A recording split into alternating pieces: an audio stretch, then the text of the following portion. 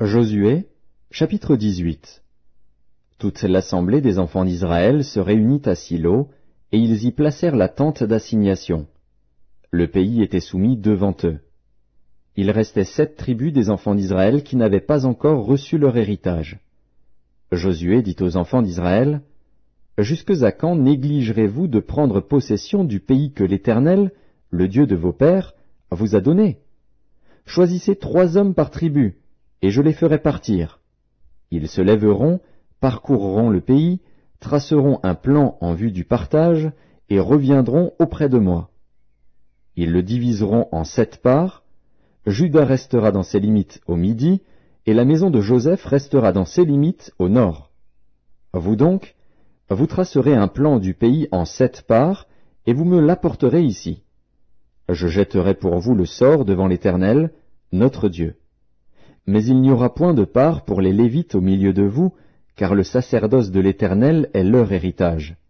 Et Gad, Ruben et la demi-tribu de Manassé ont reçu leur héritage que Moïse, serviteur de l'Éternel, leur a donné de l'autre côté du Jourdain, à l'Orient.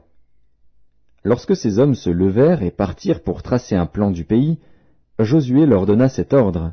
« Allez, parcourez le pays, tracez-en un plan, et revenez auprès de moi. Puis je jetterai pour vous le sort devant l'Éternel, à Silo. » Ces hommes partirent, parcoururent le pays, et en tracèrent d'après les villes un plan en 7 parts, dans un livre.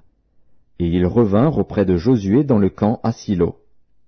Josué jeta pour eux le sort à Silo devant l'Éternel, et il fit le partage du pays entre les enfants d'Israël, en donnant à chacun sa portion. Le sort tomba sur la tribu des fils de Benjamin, selon leur famille, et la part qui leur échut par le sort avait ses limites entre les fils de Juda et les fils de Joseph. Du côté septentrional, leur limite partait du Jourdain. Elle montait au nord de Jéricho, s'élevait dans la montagne vers l'Occident, et aboutissait au désert de Beth-Aven. Elle passait de là par Luz, au midi de Luz, qui est Béthel, et elle descendait à Ataroth Adar par-dessus la montagne qui est au midi de Beth-Horon-la-Basse. Du côté occidental, la limite se prolongeait et tournait au midi depuis la montagne qui est vis-à-vis de Beth-Horon. Elle continuait vers le midi et aboutissait à Kirjat-Baal, qui est Kirjat-Jéarim, ville des fils de Juda. C'était le côté occidental. Le côté méridional commençait à l'extrémité de Kirjat-Jéarim. La limite se prolongeait vers l'Occident jusqu'à la source des eaux de Nephtoar. Elle descendait à l'extrémité de la montagne qui est vis-à-vis de la vallée de Beth-Hinnom, dans la vallée des Réphaïm au nord. Elle descendait par la vallée de Hinnom, sur le côté méridional des Jébusiens, jusqu'à En-Rogel. Elle se dirigeait vers le nord à En-Shemesh, puis à Gélilot, qui est vis-à-vis de la montée d'Adumim, et elle descendait à la pierre de Bohan, fils de Ruben.